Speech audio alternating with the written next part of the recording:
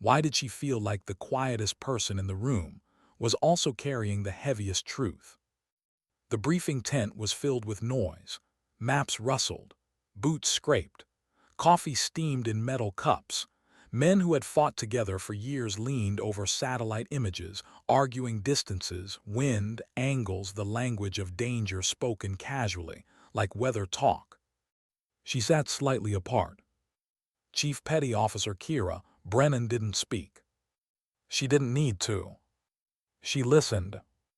The projector hummed as grainy drone footage froze on a rocky ridgeline in Helmand Valley.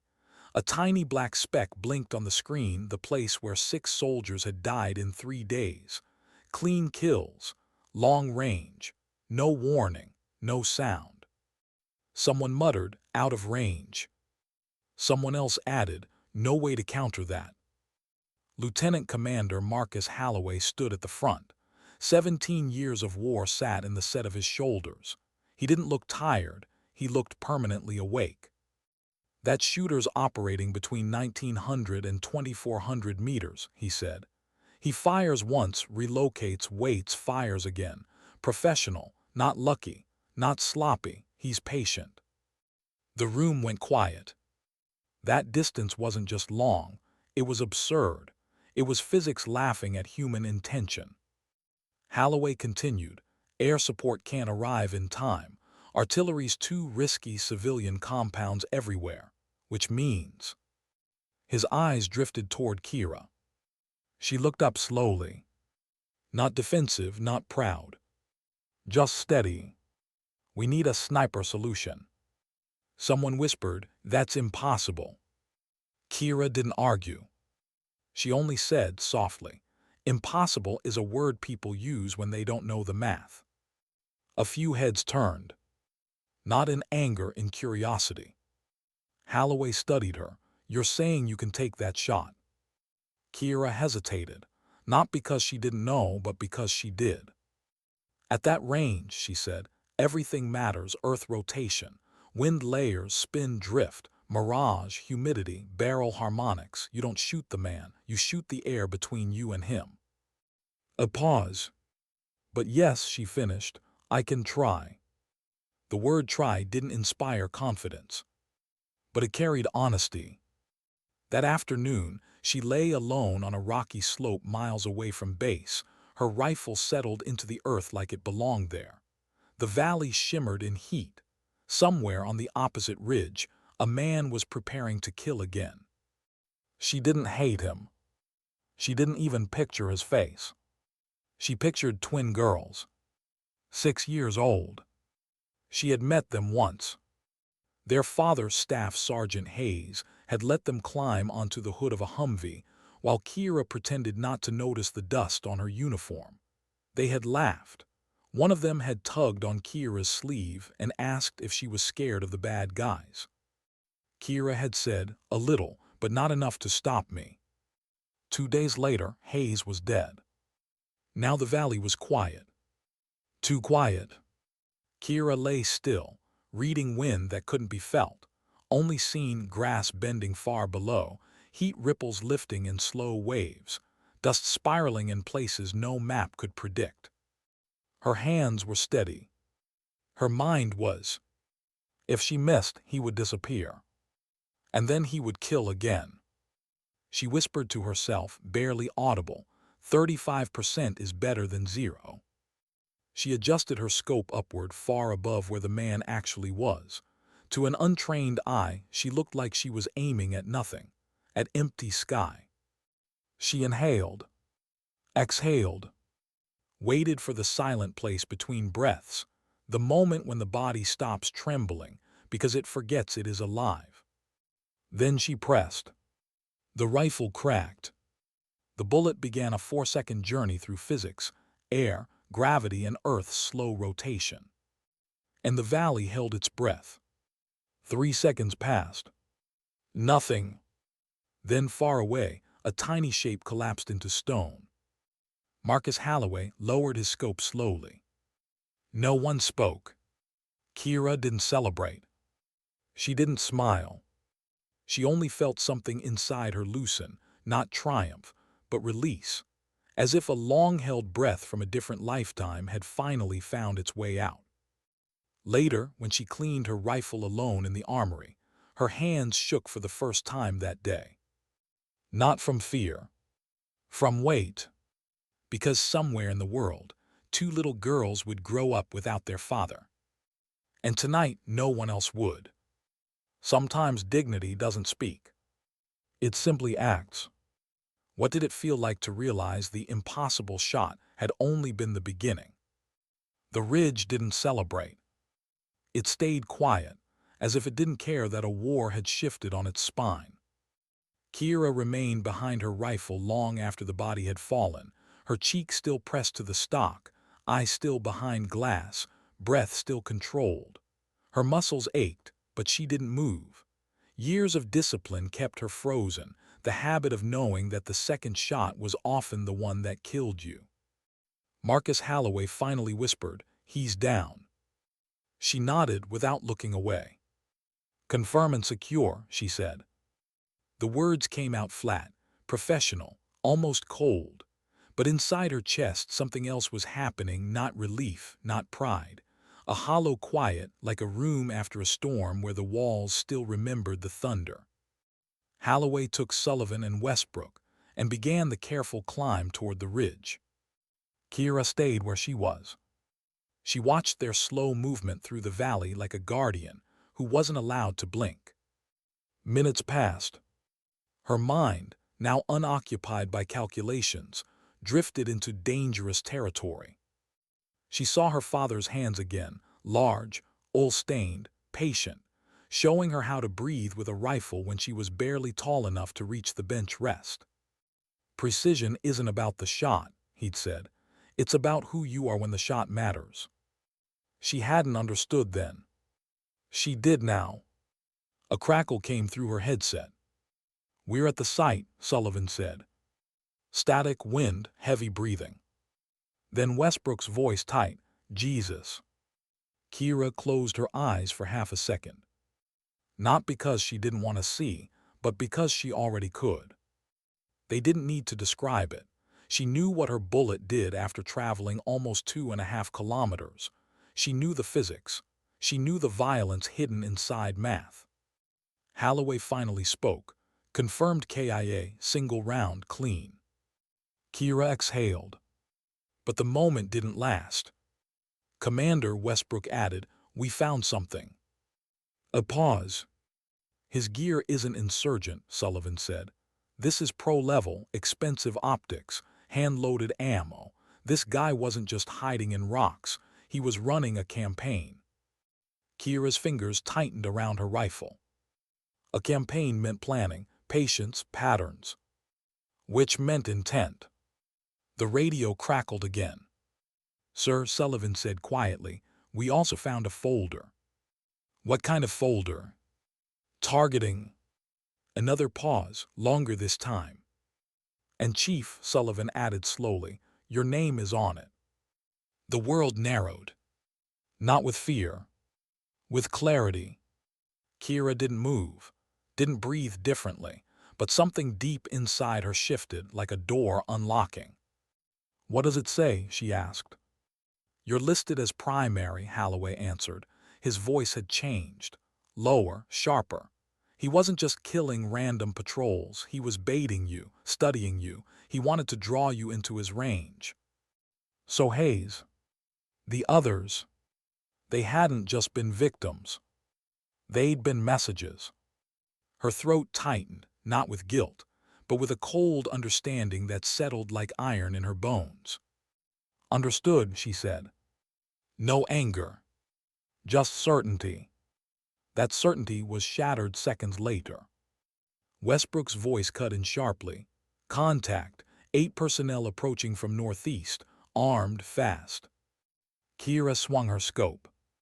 There they were. Ghosts moving between rock lines, trained, coordinated, confident. "Reinforcements." "They don't know he's dead yet," Kira said. "Can you engage?" Holloway asked. Her rangefinder blinked. 1,900 meters. She swallowed once. "Yes." She recalculated without panic, without rush, wind shift, new mirage pattern, moving targets. Her world became angles in seconds. She fired. One fell. She fired again. Another. The enemy froze, confused, suddenly aware they were being hunted by something they couldn't see. And for the first time that day, Kira felt anger. Not loud. Not explosive. Quiet. Controlled. Personal. Because now she understood the shape of the war she was standing in. She wasn't just a soldier on a mission. She was the variable someone had tried to erase. And she wasn't going anywhere. She kept them pinned for 13 minutes. Every attempt to move was punished by precision. Not cruelty. Not rage. Just inevitability. By the time helicopters thundered into the valley, 7 enemies were down and the rest were gone, leaving only scattered footprints and broken confidence behind. Later that night, Kira sat alone in the armory, cleaning her rifle. The base buzzed with voices. Legends already forming. She ignored them. Sullivan appeared in the doorway. "They're calling it a miracle," he said softly. She didn't look up. "It was math," she replied. "No," he said, "it was you." Her hands paused. "I was scared," she admitted quietly. Sullivan didn't smile. That's why it mattered. She slid the bolt back into place and rested her forehead against the cool steel for a moment. Outside, helicopters came and went. Inside, a woman who had just changed a war sat with shaking hands, not from fear of death, but from understanding what it meant to carry it. Sometimes courage isn't loud. Sometimes it is just the decision to stay. What does it feel like when the world suddenly starts whispering your name, but all you can hear are the voices of the dead? Kira didn't sleep that night. She lay on her bunk staring at the ceiling, listening to the hum of generators and distant rotors, her fingers resting on the 2 sets of dog tags that lay against her chest, hers and her father's. They rose and fell with her breathing. She kept seeing the valley. Not the rocks. Not the ridge. The empty space between her and the target, the invisible corridor where the bullet had lived for 4 seconds.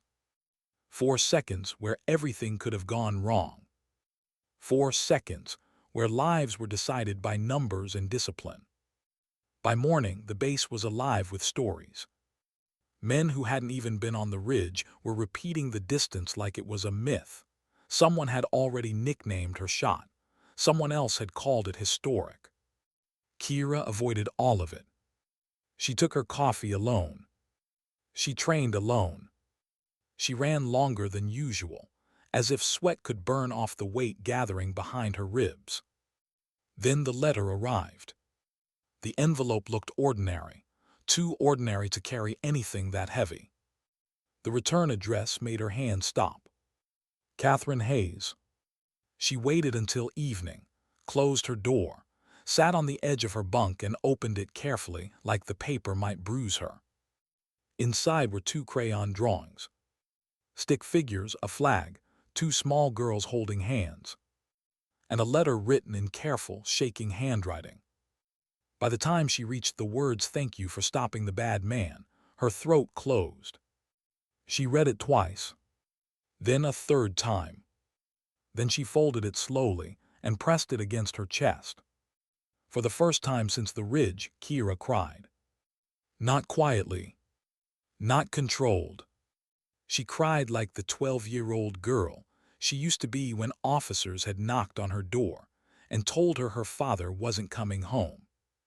She cried for Hayes, for his daughters, for the invisible line that had finally closed between past and present. Sullivan found her sitting on the floor, letter in her hands, eyes red. "She wrote you," he said softly. Kira nodded. "She said he talked about me," she whispered. "He said I shot better than anyone he knew." Sullivan sat beside her. He was proud. "So was my dad," Kira said. Her voice broke. The next week something changed. Not in the war. In her. She began teaching. Not formally. Not officially. Just small gatherings near the long-range berm. A few curious snipers. A few skeptical ones. She didn't tell stories.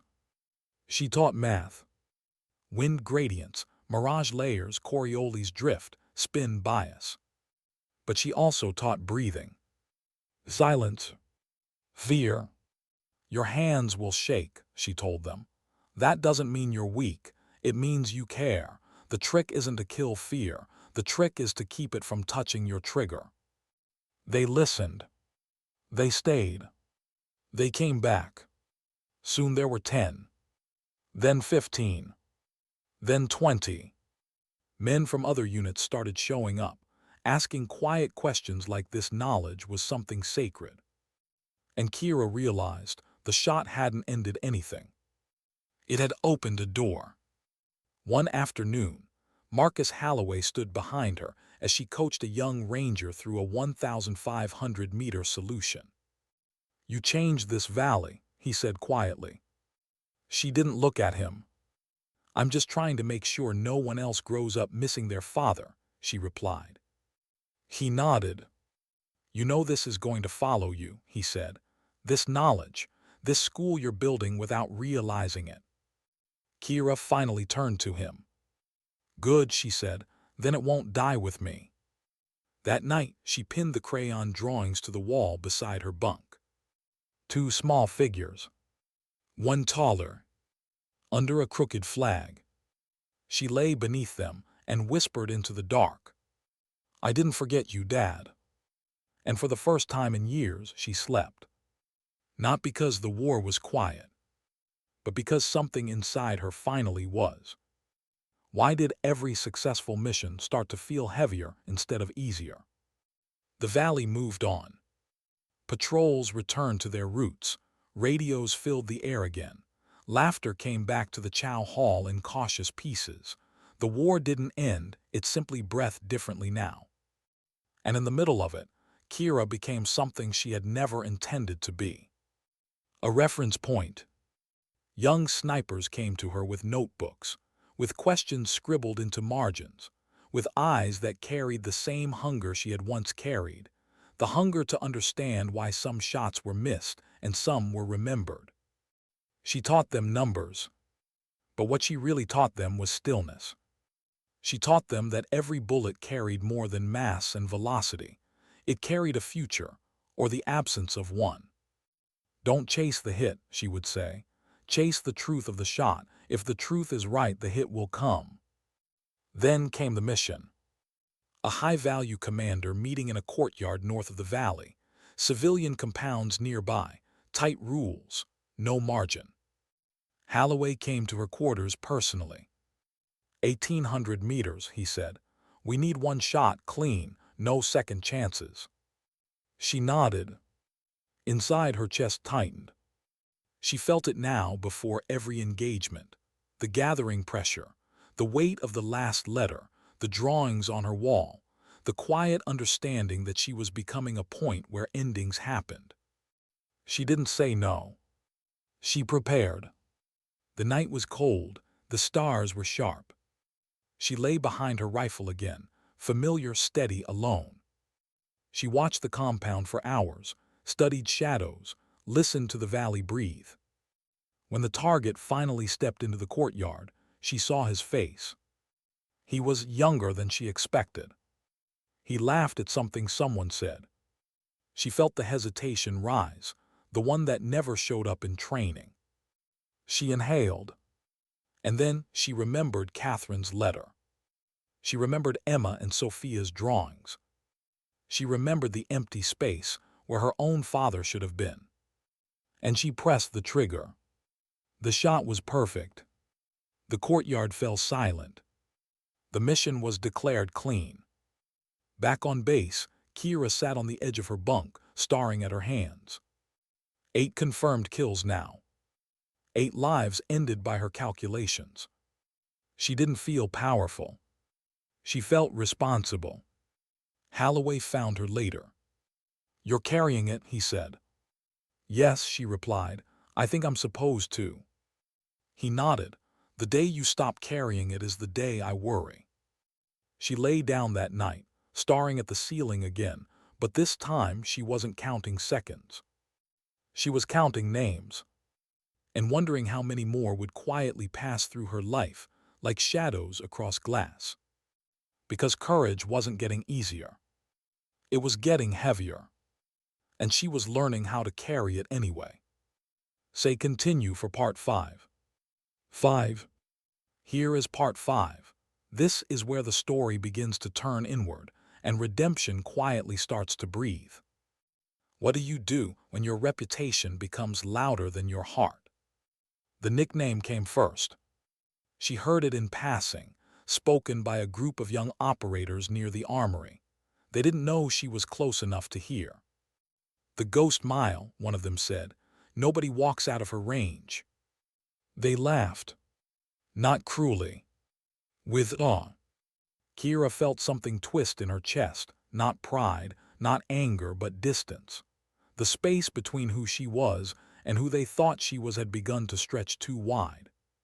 She wasn't a myth. She wasn't a story. She was a woman who still reread crayon drawings before missions and whispered apologies into the dark. She began training harder. Not to become sharper, but to stay human.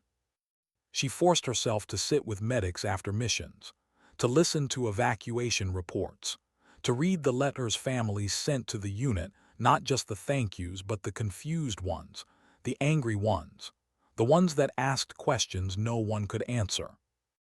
One evening, she received another envelope. Not from Catherine. From an unfamiliar name.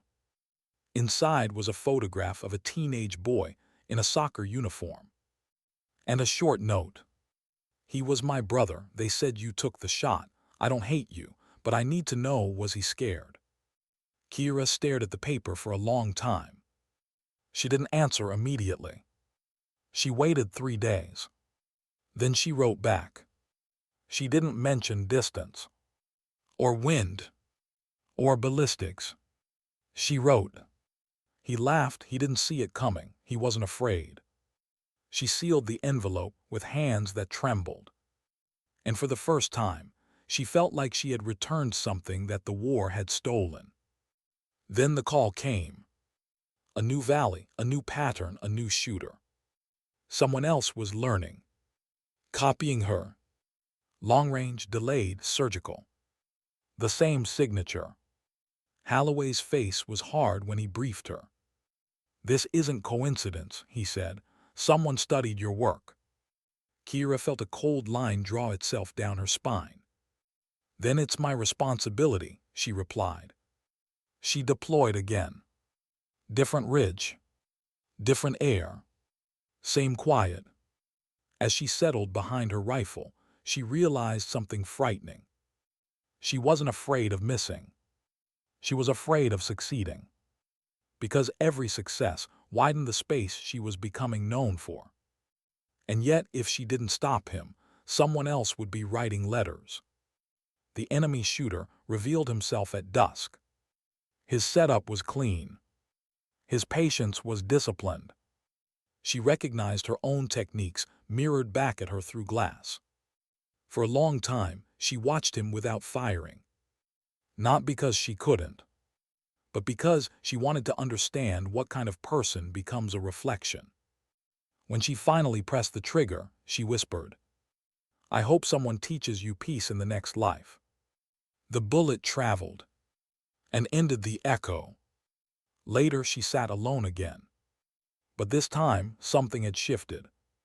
She wasn't running from what she had become. She was shaping it.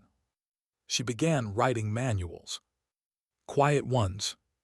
Not official. Not public. Guides on restraint, on judgment, on choosing when not to shoot. Because maybe, just maybe, the most important lesson wasn't how to take life. It was when to refuse to. And that, she realized, was how redemption begins. What would happen if the weapon everyone feared finally chose to lay itself down? The last mission came quietly. No sirens, no rush, just a sealed envelope on her bunk, and a red line drawn across a satellite image that looked like any other piece of desert on any other day. Kira studied the map longer than she needed to. Not because it was complicated, but because she knew what it meant. Another ridge, another long walk into silence, another ending. And something in her, something that had been growing quietly for months, finally asked a dangerous question. How many endings did she still owe the world? She packed slowly, folded her uniform with care, checked her rifle once, then again. Not with urgency, with familiarity, like saying goodbye to someone you know too well. Before leaving, she reached up and touched the drawings on her wall. Emma and Sophia's crooked figures smiled back at her in bright crayon colors. She whispered, "I did what I could." The insertion was clean. The ridge was high. The air was thin. She lay prone behind her rifle as the sun slid low and the valley cooled. Her target appeared near a supply route, not laughing, not shouting, just walking, carrying something heavy in both hands. She tracked him, adjusted, waited, but her finger didn't tighten. Instead, her chest did. Through the scope, she noticed details she hadn't been briefed on. The way he paused to shift his weight. The way he coughed. The way his hands trembled slightly, not with aggression but with strain. She radioed Holloway quietly. "Confirm target activity," she said. "Static." Then confirmed hostile logistics coordinator, cleared to engage. She kept watching. He bent down, gave something to a child who had wandered too close to the road, a bottle, a piece of bread, a word she couldn't hear. He smiled. Kira felt something inside her not break. Open. And in that opening, she finally understood what her father had meant. Precision isn't about the shot. It's about who you are when the shot matters. Her finger relaxed. She lowered the rifle. "Holloway," she said calmly, "I'm declining this shot." A pause. "Kira," he replied slowly, "this man has orchestrated multiple attacks." "Yes," she said, "but not this moment and not this way." Silence stretched between them. Finally, quietly, Holloway said, "Stand down." The ridge exhaled. Kira lay there as the sun dipped below the valley, her rifle resting against the earth like it belonged to the planet more than the war. She didn't feel weak. She felt complete. Weeks later, she turned in her long rifle. Not with ceremony. Not with speeches. Just a quiet handover and a nod. She stayed on base teaching, writing, listening, answering letters. Years passed. Her manuals became doctrine. Her students became instructors. And her name faded, not into legend, but into practice. Some nights she still touched the drawings on her wall. Some mornings she still whispered to her father. And sometimes, when the wind bent just right over the berm, she would smile, knowing that dignity doesn't need noise. It doesn't need names. It doesn't even need memory. Sometimes, dignity simply acts.